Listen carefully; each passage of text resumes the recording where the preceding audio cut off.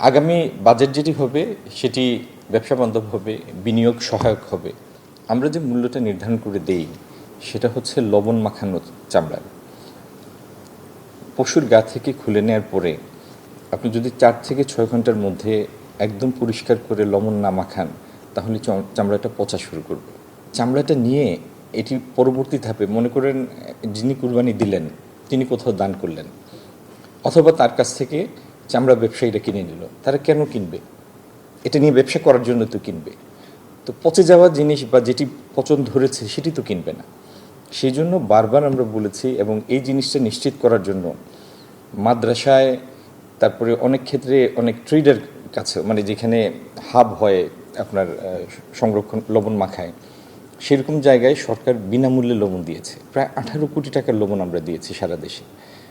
একটি উদ্দেশ্য যে নির্ধারিত সময়সীমার মধ্যে যেন চামড়া পরিষ্কার করে লবণ মাখানো শুরু হয়। আর একবার লবণ ঠিকমতো মাখালে এটি 4-5 মাস ধরে সংরক্ষণ করা যায়। তো লবণ মাখানো চামড়ার যে দাম, স্বাভাবিকভাবে লবণ মাখানো ছাড়া যদি কেউ চামড়া নিয়ে আসে সেই দাম পাবে না।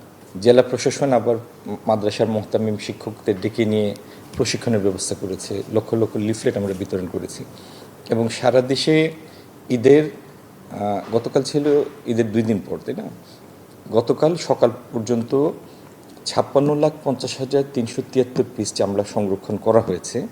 গতকাল পর্যন্ত এই তথ্য আমাদের কাছে এসেছে বিসিকের মাধ্যমে, মানে শিল্প মন্ত্রণালয়ের প্রতিষ্ঠান বিসিকের মাধ্যমে আমাদের কাছে তথ্যটা এসেছে।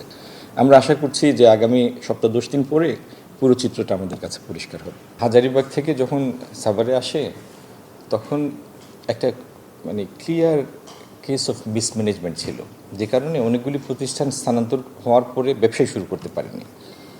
আর পুরো সেক্টরটার যারা পার্টিসিপেন্ট, যারা ট্যানারি, এদের প্রত্যেকটা যদি আমরা আন্তর্জাতিক সনদ প্রাপ্ত হতো, এলজিডব্লিউ সনদ প্রাপ্ত হতো বা এলজিডব্লিউ গোল্ড হতো, তাহলে ভালো ক্রেতা যারা তাদের কাছে তাদের বিক্রির সুযোগ থাকতো। গার্মেন্টসে যেরকম কমপ্লায়েন্ট ফ্যাক্টরি না হলে ভালো বায়ারের কাছে যেতে পারে না, এখানেও তাই। যদি কমপ্লায়েন্ট না হয় ভালো ক্রেতা তার কাছে কিনবে না, আর ভালো ক্রেতা না কিনলে তো ভালো দামও পাবে না। আগামী বাজেট যেটি হবে সেটি ব্যবসা বান্ধব হবে, বিনিয়োগ সহায়ক হবে।